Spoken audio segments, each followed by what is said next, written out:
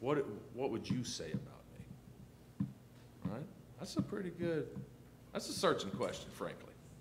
So we'll get there. But let's start with this. The consequences for a misidentification can range from benign, not a big deal, to pretty bad. So one of the things that I love, if I go to a movie, I like popcorn, and I like to have milk duds with popcorn. I think that combination is unbeatable. But if I mistook some Whoppers for milk duds, this would not be good for me. Because as much as I love milk duds, I loathe Whoppers. That malt taste gets in there, and I'm like, I cannot. Whopper, I don't like it. So if I mistook some Whoppers for some milk duds, that would be unpleasant. If I ate that, I might have to drink some milk, give me a different piece of candy. Not going to be a big deal. Now, this gets a little worse, though. If somebody mistook me for the guy that just robbed the bank down the street, right? Imagine that misidentification. That's going to be a problem, especially if I end up in jail in Sanford. You know, like he came to do a gospel meeting, and he ended up in jail. And the reason he ended up in jail, we've learned, is he was mistaken for the guy that robbed the bank here in Sanford, right? So that's pretty. We can just keep going up the scale right here, right? Of what misidentification. Okay, so here's this question. What if a person misidentified Jesus of Nazareth? In other words, what if somebody mistook him for just a really smart man who had some really thought-provoking things to say? And that's about the extent of what they associate with him. Few things in this life, few things, are more important than getting the identification of Jesus of Nazareth correct. It doesn't get, there's few things that are more important than that. So what we think about Jesus of Nazareth could not be more important, and we might even go far as to say that it is in part the difference between heaven and hell. Right? I mean, if you don't get him, if you don't see him for who he is and what he came to do, that's where we go this way, right? So here's a first little observation. People had different thoughts about Jesus of Nazareth in the first century. Different thoughts about it, different impressions. And to kind of help us here, I want to just quickly kind of look in an overview way at the book of John. Because you might remember at the end of that book, the goal or purpose of John's gospel stated, and the stated purpose of that gospel was that you might come to believe that Jesus is the Christ, the Son of God. That's a statement of identification. That you will come to associate with Jesus, that he is who he claimed to be, right? And so much more. That's what he's looking to do. And so around every turn in the Gospel of John, Jesus is basically on trial from the get-go. And around every corner, you're forced as a reader to go, okay, am I going to side with Jesus and what the people close to him are saying about him? Or am I going to side with the Jews, his opponents, who are saying different things about him? So early on, right, in John 1, Philip, it goes to his, compadre Nathaniel, and he asserts that, hey, I found the guy of whom Moses and the law and also the prophets wrote. I found him. And here's Nathaniel going, all right, so we're talking Jesus of Nazareth. By the way, Josephus in his writings, he was an historian in the first century. One of the things you need to know is Jesus was a very popular name among Jews.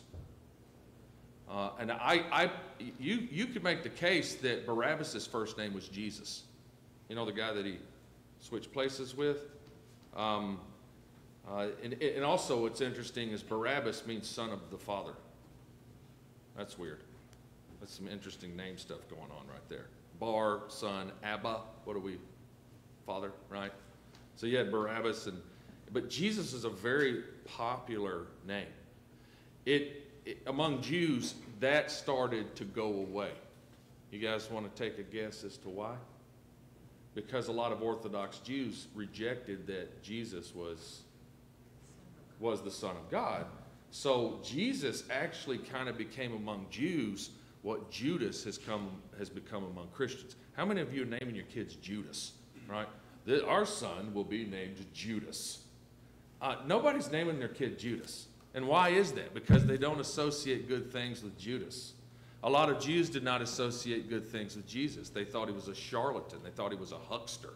They thought he was, well, one thing, they did not think that he was the Messiah. And so there's just a little interesting tidbit of information relative to the name of Jesus. But the place he came from, in order to designate him and maybe separate him from others, he was known as Jesus of Nazareth. We get his home place in there. We know, okay, we know what Jesus we're talking about. Nathanael goes, nothing good comes out of Nazareth. Nazareth is, I assume in North Carolina there are cities or towns, kind of small, that you're like, that's kind of a backwards place, you know. That's kind of what people thought about Nazareth. So you're telling me that a significant person came from Nazareth. He didn't believe it. But after an exchange, a very interesting exchange, this is what Nathanael said. This is in chapter 1, by the way. Rabbi, you are the Son of God. You are the King of Israel. Now, at the end of the Gospel of John, you have Thomas. Thomas is incredulous. His fellow disciples just told him, hey, we just saw him. He came. After his death, he showed up in our faces. We saw him. Thomas, of course, wasn't present. This is a week later. Thomas demands tactile proof. He wants to be able to, actually lay his eyes on his, not just lay his eyes on his wounds, but actually be able to do what? Touch Jesus' wounds. That's kind of what his expectation. That to him is the proof that he needed. When Jesus shows up, it is interesting that there's no record that Thomas actually reached out and touched his wounds. It's just like, it's an immediate recognition. Jesus is alive. Jesus is standing right here in front of me in this room. And that was his exclamation right there. My Lord and my God. Now, in between, these are kind of like bookends, right? They're both positive in the Gospel of John. In between, check this out. This is actually not exhaustive, okay? This is the various ways in which Jesus is identified in the Gospel of John. And as you look through that list, some of those you're like, yep, nope. Like one person called him a sinner. One person said he was a demon.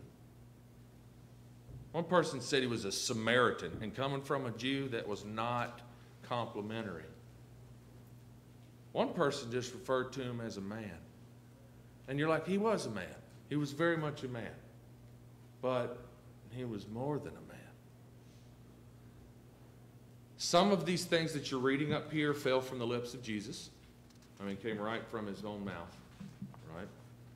Some of these were spoken by people whose faith in Jesus developed over their interaction with him. Early on in their interaction with him, they have a certain sort of impression of him. And by the end, I'll tell you a great one is John 9, the man born blind. At first, Jesus is just like, wow, he's an interesting guy, and he healed me and stuff. But by the end of that story, he is actually on his knees worshiping Jesus, right? So you'll see people's faith kind of grow and their understanding grow. Many Jews dismissed or doubted Jesus' identity, and they thought they had some really good reasons to call into question his identity. So one, for instance, they would note his earthly parentage. Is this not, the carpenter's son?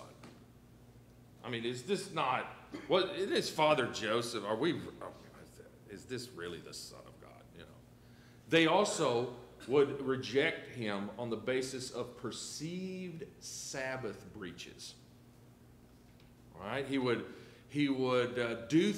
so Jesus really loved, like Jesus stayed inside the lines of what God's will and commandments were. Jesus never colored outside those lines.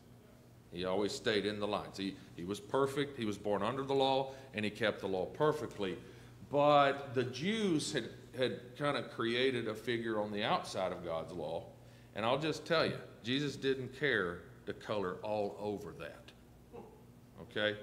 He would go out, he'd go all outside their lines that they had drawn. And that really upset them. You know, I mean, you know, the Jews had it in their minds. Here's an interesting one they had on the Sabbath, ladies. Y'all ready? So, ladies, they told the ladies you are not to look into a mirror on the Sabbath day. Well, why not? Because if you're looking in the mirror on the Sabbath day and you see that a hair is falling on your shoulder, you might be tempted to do what? You know, grab it, get rid of it. That was interpreted as work, profaning the Sabbath, right? A great example of how this works with them is Jesus, or God said, right, do not euphemize my name. Don't take my name in vain. Don't do that. Respect my name, okay? Well, the Jews, they created this rule that said you should not say his name at all. And you'll see this even in their writing. When they're reading the Hebrew text, they will not say his name. Many Jews will not even pronounce it. They will use Adonai instead. They won't say Yahweh or whatever. They'll say Adonai, which means Lord. Okay, but it's not his name. And you got to think, why were they doing this? They were building a hedge around the law because they're like, if we get people to never say God's name, if they get in the habit of not saying his name at all, guess what they will never do? They will never take his name in vain. So you go, well, that makes sense. I mean, that sounds like a really good thing. Like, is this a problem? Well, imagine doing that in a myriad of different ways. And at some point, people get confused about what is really God's law and what is man's law, right? Those lines start to get, so when Jesus shows up on the scene, Jesus is all about trying to do what? Wrest God's law from all of their man-made traditions and stuff, strata that they've piled up on top of God's law. God never said you cannot say my name. In fact, if anything, he wants us to sing his name, right? And praise it. So that's not going to work if we can't say his name. Sabbath breaches, perceived blasphemies. There's things that he said that they interpreted as blasphemous. And if they had not been true, they would have been blasphemous. Jesus said things that were like, what? And had they not been true, they would have been blasphemous. And they would call him on that, right? And there's also misinformation. There's one part where they're getting an argument in John 7, and they're like, go and see that no prophet arises from Galilee. We actually have some prophets that came from Galilee, even in the Old Testament.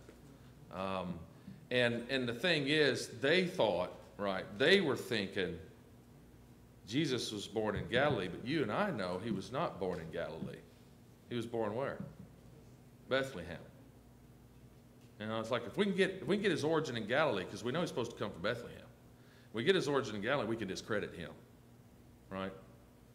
So misinformation would often work against Jesus as well. I just want you to see that a lot of people had a lot of different thoughts about him in the first century. And guess what? It hasn't changed.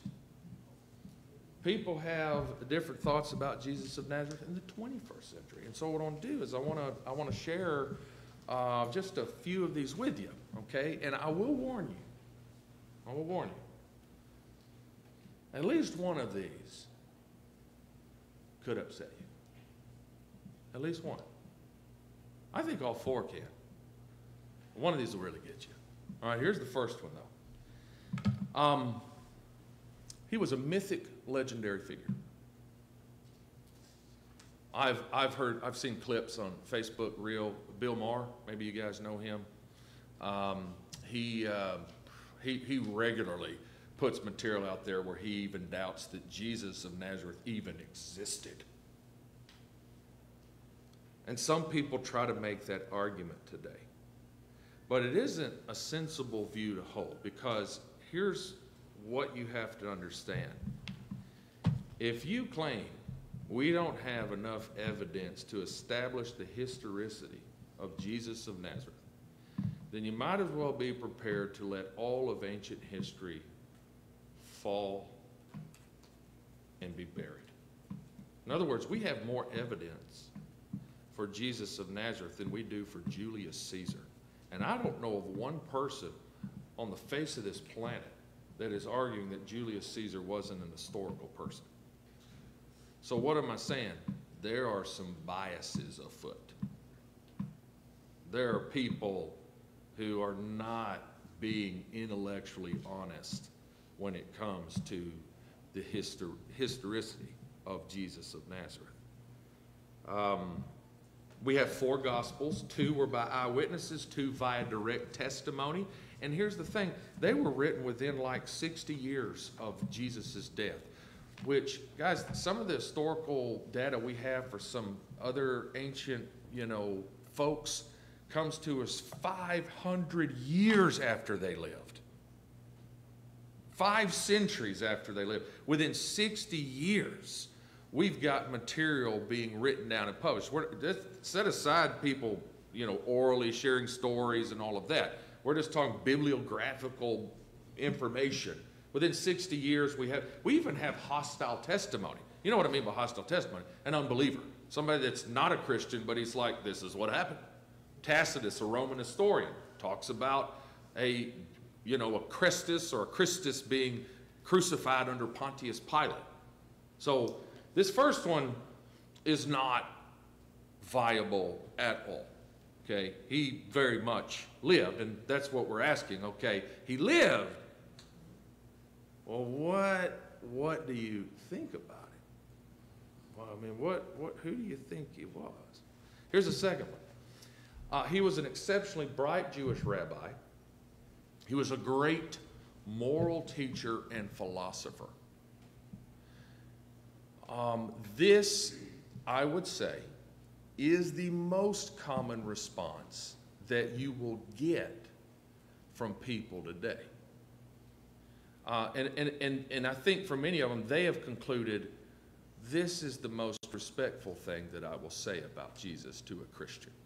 If a Christian's wanting to know, by the way, that's a great, you're like, I need a lead-in question to talk with somebody about Jesus. Here's a good one. You ready? What are your thoughts on Jesus of Nazareth? What do you think about it? Now notice, you're not going to be doing the talking at that point. You've just asked a question, and you're going to let them talk. What are your thoughts about it? What do you think about it?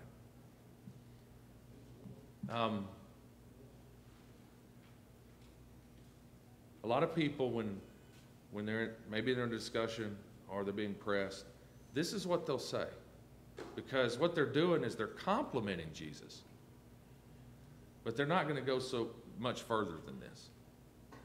So I want to spend just a little time, because this is important. Based on a survey of the Gospels,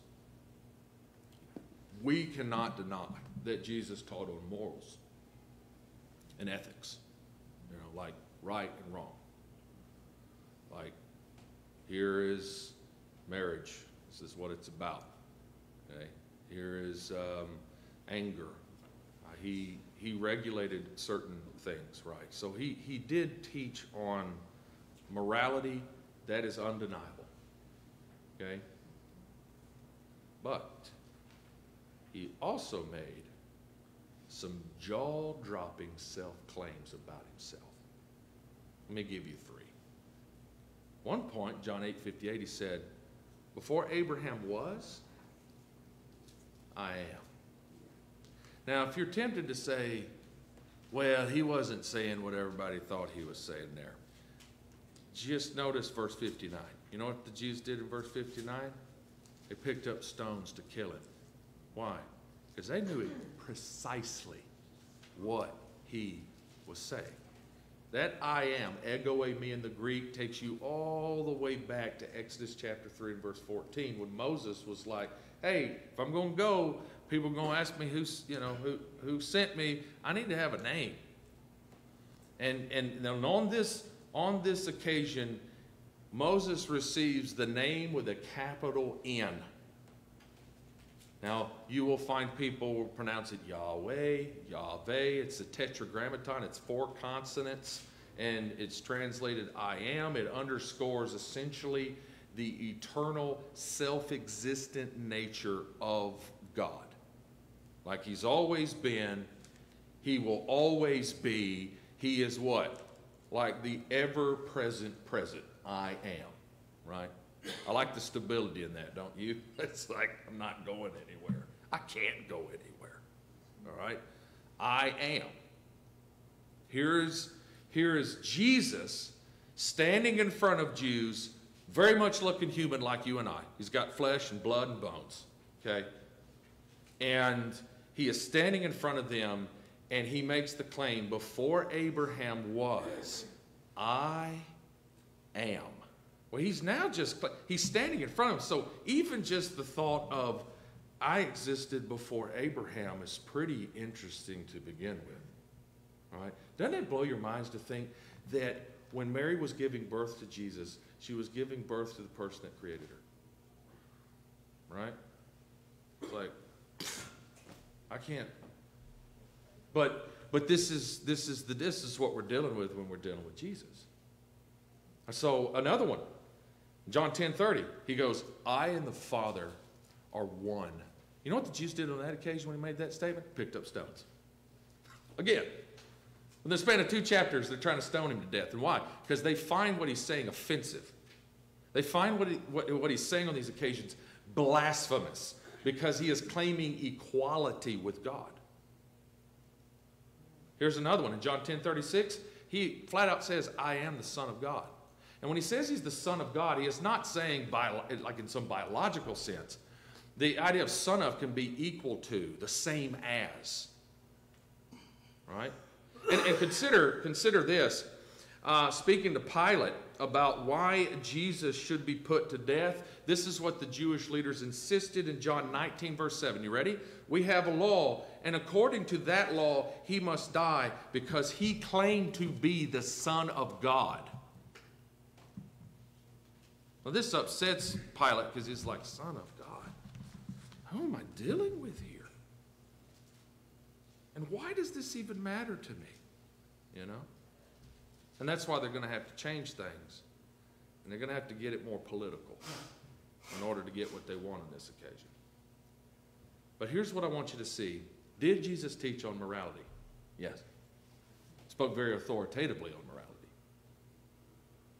But the same Jesus that told you what your relationship to money should be is the same Jesus that told us about his unique relationship to the Father.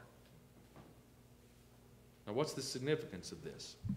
C.S. Lewis, in his book, Mere Christianity, this is going to be, I think, in chapter 3, towards the end of that chapter, he makes probably one of the more brilliant observations, especially concerning what we're talking about right here. Notice what he says. I'm trying here to prevent anyone saying the really foolish thing that people often say about Jesus. I'm ready to accept Jesus as a great moral teacher, but I don't accept his claim to be God. That is one thing we must not say. A man who was merely a man and said the sort of things Jesus said would not be a great moral teacher. He would either be a lunatic on a level with the man who says he's a poached egg, or else he would be the devil of hell. You must make your choice. Either this man was and is the Son of God, or else he's a madman or he's something worse. You can shut him up for a fool. You can spit at him and kill him as a demon. Or you can fall at his feet and call him Lord and God. Well, let us not come with any patronizing nonsense about his being a great human teacher. He has not left that open to us, and he did not intend to. What's he saying? He's saying if a person concludes that Jesus was not God, then he or she must be prepared to argue that Jesus was either raving mad or the biggest con artist in human history. Because the same Jesus that's teaching people moral things and ethical things and all this is also the same Jesus that said, I am the Son of God. Before Abraham was, I am. It would be impossible for Jesus to be a great moral teacher. It'd be impossible for him to be a great moral teacher in light of everything that he said if he was either profoundly confused about his own identity or he was lying to people about his identity. This is where the trilemma comes from. He's either a lunatic, a liar, or he's Lord. This is where C.S. Lewis came to. And I want you to notice what prompted him to go down this path in his thinking. It was based on people that said, oh, you're asking me about what my thoughts on Jesus of Nazareth? Well, my thoughts is he's just a great moral teacher. Brilliant Jewish rabbi. That's what he was. He didn't leave that open to us. You either take it all or you get nothing. Here's the third thing. He was a cult leader. He was just trying to spread his own power base and overthrow the powers that be. That's who he was. By the way, I mentioned this in passing. This is what the Jewish leaders were trying to get Pilate to believe about Jesus, right? In John 19:12, if you release this man, you are not Caesar's friend. Everyone who makes himself a king opposes Caesar. This is the irony of it. They were trying to get Pilate to look at Jesus and conclude, this man is an insurrectionist. He is coming to, grow a military force so as to overthrow you and Caesar and everybody else on the planet, right? That's what they were trying to get him to see. Did Jesus deny being a king? No. He claimed to be a king. He just said, my kingship, that's different. It is different than the kind of kings you guys are used to dealing with down here. And in fact, he said, my kingdom is what? Is not of this, it's not of this world. And think about when Peter, let's just play this game. If Jesus was in fact a cult leader of some, and he's coming to be some military messiah, okay? And here comes Peter, grabs his sword the day he's being arrested, chops a guy's ear off. If your goal is to establish, an earthly, tangible power base, I'll tell you the one thing you're not doing. You are not telling Peter to put his sword back up. You're not. Because that's not going to really serve your purposes. You're just giving up at that point. If your goal is not a cross, but a crown, an earthly crown. Here's the third. This one's the one that gets me. He was just some religious leader got killed 2,000 years ago. Not a few people today, they don't care to hide their aversion to Jesus and Christians. They'll just say, he's just some religious leader that happened to get famous, but he got killed 2,000 years. He was a martyr for his cause. It's not a cause that I care about, but he did get killed. Here's the thing, Jesus was killed. But that doesn't exhaust the significance of Jesus' execution. That's what we're going to talk about at the worship hour, by the way. We're gonna leave that worship service and the lesson knowing pretty much the full significance, in a way, of what happened that day. Because we're convinced that his death was special. Okay? 3 things here and then we'll close. We'll call these messages for today. We've looked at what people said about Jesus way back when. We've looked at what people are saying about Jesus in the 21st century. I'm not going to say that was an exhaustive treatment, but it hits the high points of what people will say. So here's some reminders about what God and Jesus' expectation is for us, for anybody, frankly. All right, so here's the first one. Believe in Jesus for who he is. Remember in John 8:24, Jesus said to some unbelieving Jews, I told you that you would die in your sins. For unless you believe that I am he, you will die in your sins. Do y'all notice what he just did there? He just did what I said at the start. He just kind of like put the wedge here, you know, the dividing line as to which way you're going to go based on what you believe about his identity and who he is. Unless you believe that I am he, you will die in your sins. Here's another one. Confess Jesus because of who he is. Some of you remember in Matthew 10, he said, so everyone who acknowledges me before men, I will acknowledge before my Father who is in heaven. But whoever denies me before men, I also will deny before my Father who is in heaven. One of the interesting themes in the Gospel of John, for instance, you remember the man born blind? He had parents. And they came to his parents, and the leaders did, the Jewish leaders, and they're asking them some very pointed questions about their son. You know, what was he really born blind and all of this kind of stuff. And then they're like, well, how did he get his sight back? And the text tells us that for fear of the Jews, they would not what? What's the word? They would not confess. A little later in John 12, the text tells us that many of the authorities, many of the Jewish leaders started believing in Jesus. They actually started seeing him for who he is. But for fear of the Jews, for fear of the possible repercussions, they would not what? Openly confess it. John 19. Who is it that buried Jesus? A guy named Joseph of Arimathea. You know what the text says about him? Up until his burial, the burial of Jesus, Joseph of Arimathea was one of those religious leaders who operated as a secret disciple. He would not confess. He would not be, he kept it a secret. And then finally here after his death, Joseph of Arimathea goes, you know what? I'm through with the charade. I believed in this man. And I'm sure he was confused as well as others, like, well, I thought there was more coming. And of course there was. But at that moment, he didn't know. But he did an awesome act for him. I just see here, there is this call in Scripture, not just to hold this belief internally that I got this guy, I know who he is. This is my convictions about who he is. Scripture says, you got to go further than that. You got to actually be willing to let others know that you stand with him. And sometimes doing that can be very scary, depending on the situation you're in. And here's the third one. Obey Jesus because of who he is.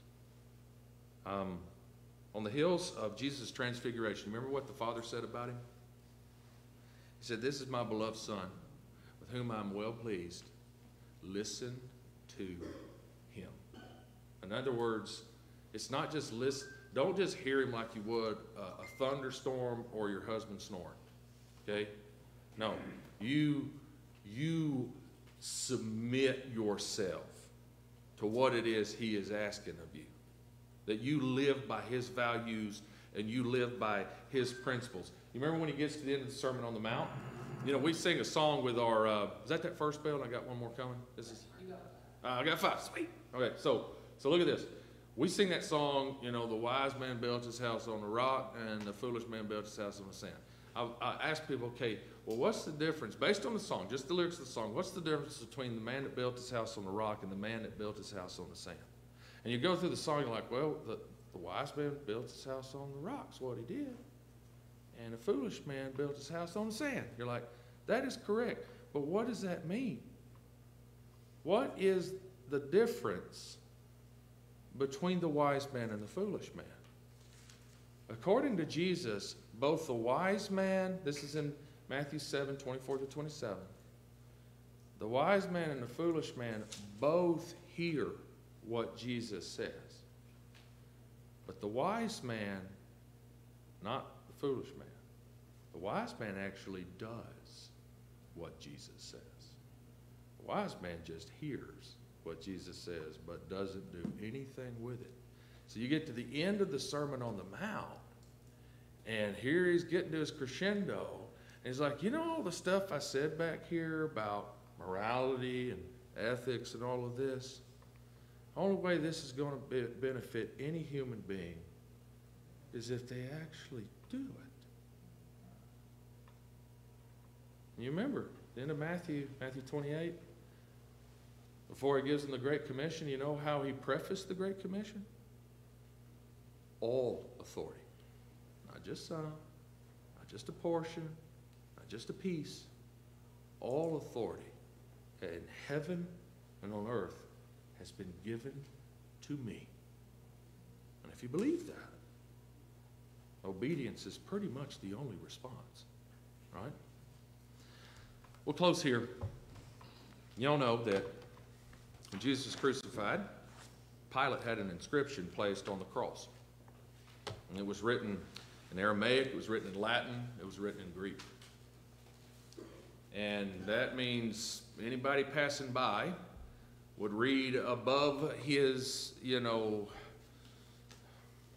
dying body, "This is the King of the Jews." Well, what if Pilate gave you the carving tool and said, I want you to write what you think about Jesus of Nazareth on this piece of wood. And I want you to tell the world what you think about Jesus of Nazareth. And we'll just go ahead and imagine you got the ability to write in Aramaic, Latin, and Greek, okay? What are you writing? What are you putting on that thing based on your experience and your thoughts about it? Or go back to that original question. Imagine you're standing there. He's asked what people in general, what the public is saying about him, and you had some answers for that. But then what if he gets real focused and he says, I want you to tell me what you say about me. I want to close by sharing with you what I would say to Jesus if he asked that question pointedly to me. Okay? I would say this. You are hope. You are light. You are life. You are King and Lord. You are God. You are the high priest par excellence, right? You are the way. You are the master teacher. You are clarity. You are a breath of fresh air. You are impossible to ignore. You are a warrior who challenged inequitable social structures and fought for people who could not fight for themselves and you did it without ever raising a sword. You are a watershed. You are the ultimate before and after in human history. Think BC AD. You are the one who came to save a human race that had no shot of saving itself. You are the sacrifice. You are the Lamb with a capital L that took the punishment for my sins so that I would not have to be punished. So who do I say that you are? Well, in short, if you're only going to give me one word, you are everything. And until we see that, right? Until we get that, until people get that. I mean, I just want you to imagine. This is fun to do. It's helpful. It really is. Even if you think that's a pipe dream. But I just want you to imagine what this world would be like from Sanford, North Carolina, all the way around the world. Imagine what this world would be like if every single human being saw Jesus for who he really is. Do you think that would make a difference in this world? I would go so far as to say that's the only thing that could make a difference in this world. It all comes down to who is Jesus of Nazareth. So we're gonna have a good week. We're gonna look at his crucifixion. We're gonna look at that old song by Fanny Crosby, "Jesus Keep Me Near the Cross," and we're gonna look at that a little differently, because we just take for granted, well, that makes all the sense in the world. Yes, please keep me near the cross. I want to stay near it. I got reasons why I need to do that, but you got to think, the world thinks that's crazy. We're going to look at his resurrection. We're going to play the part of a detective that night. We're going to act like we're in the first century and that we got asked by the Roman authorities to go investigate an empty tomb. And the guy that had the body that had been occupied had been crucified about 3 days before. What are we going to look for as good detectives and investigators? What conclusion? What's the only reasonable conclusion? We're going to do that on Monday night. We're going to look at his return. That's pretty sobering. And then the last night, essentially, we're going to look at heaven. And think about that. And I think in a very important way, sometimes a way that we lose sight of. Okay? All right, guys, I'm excited about it. Thanks for your attention this morning.